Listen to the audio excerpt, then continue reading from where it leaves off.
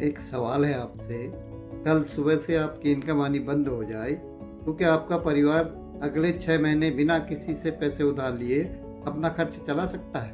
अगर आपका जवाब है पता नहीं, तो शायद आज का ये वीडियो आपके लिए सबसे ज़रूरी वीडियो में से एक है, क्योंकि फाइनेंशियल प्लानिंग सिर्फ पैसा इन्वेस्ट करने का नाम नहीं है।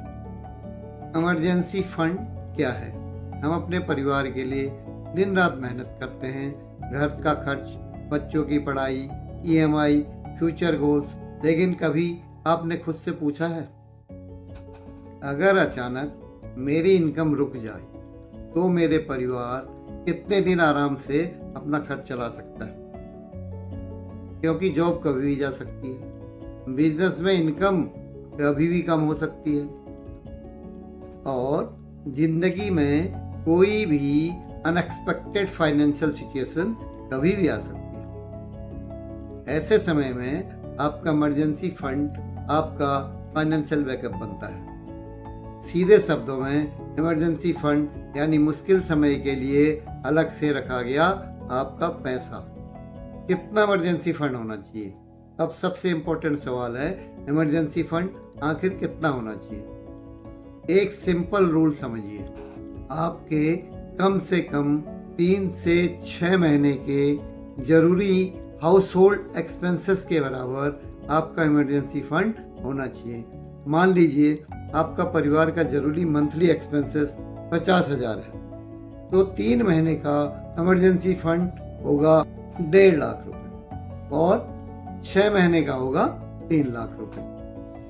और अगर आपकी इनकम बिजनेस या किसी और वेरिएबल सोर्स से आती है तो आपके परिवार के कई लोग आपकी इनकम पर डिपेंडेंट हैं, तो 6 महीने या उससे ज़्यादा का बैकअप रखना और भी समझदारी हो सकती है। लेकिन यहाँ एक बहुत इम्पोर्टेंट बात समझिए, इमरजेंसी फंड और इन्वेस्टमेंट एक चीज़ नहीं है। इन्वेस्टमेंट का उद्देश्य लॉन्ग टर्म में आपकी वेल्थ को ग्रो करना है, लेकिन इमरजेंसी फंड का उद्देश्य मुश्किल समय में आपका पैसा आसानी से आपके पास आ जाए, इस तरह का आपको व्यवस्था करनी। एक इमरजेंसी फंड को ऐसी जगह रखना चाहिए जहां जरूरत पड़ने पर पैसा आसानी से मिल सके और अननेसेसरी मार्केट रिस्क ना हो।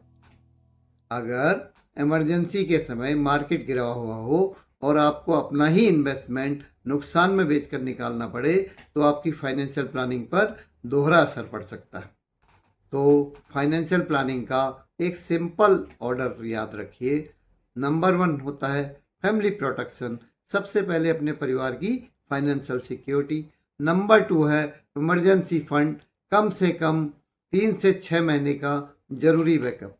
और नंबर 3 है सेविंग एंड इन्वेस्टमेंट। उसके बाद आप अपने बच्चों की एजुकेशन, घर, रिटायरमेंट और दूसरे फ्यूचर गोल्स के लिए इन्वेस्टमेंट प्लानिंग बना सकते हैं। पहले प्रोटेक्शन, फिर प्रिपरेशन और उसके बाद वेल्थ क्रिएशन। यही है एक डिसिप्लिन फाइनेंशियल प्लानिंग की शुरुआत।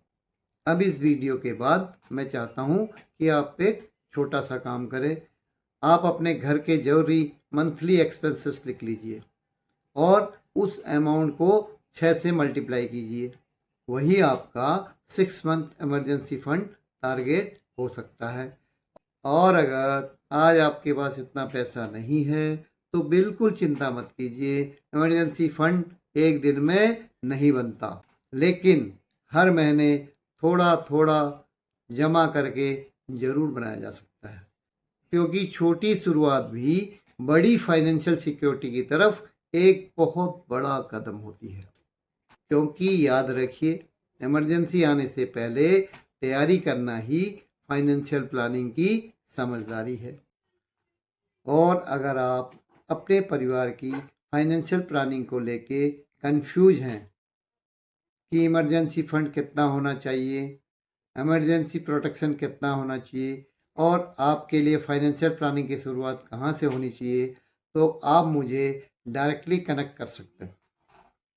मेरे व्हाट्सएप नंबर 9821097136 पर सिर्फ प्लान लिख कर भेजिए। नंबर आपको स्क्रीन पर और वीडियो डिस्क्रिप्शन में भी मिलेगा। मैं आपकी सिचुएशन को समझकर फाइनेंशियल प्लानिंग की शुरुआत को समझाने में आपकी मदद करने की कोशिश करूंगा। मैं हूं मनोज पंत। मेरा मिशन है 10,000 फैमिलीज को फाइनेंशियली सिक्योर बनाना।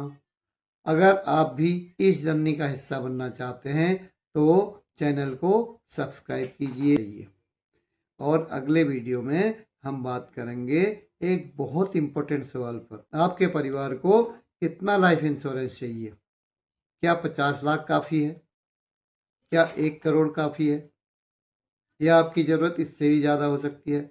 इसका जवाब मिलेगा अगले वीडियो में। जय हिंद। Thank you.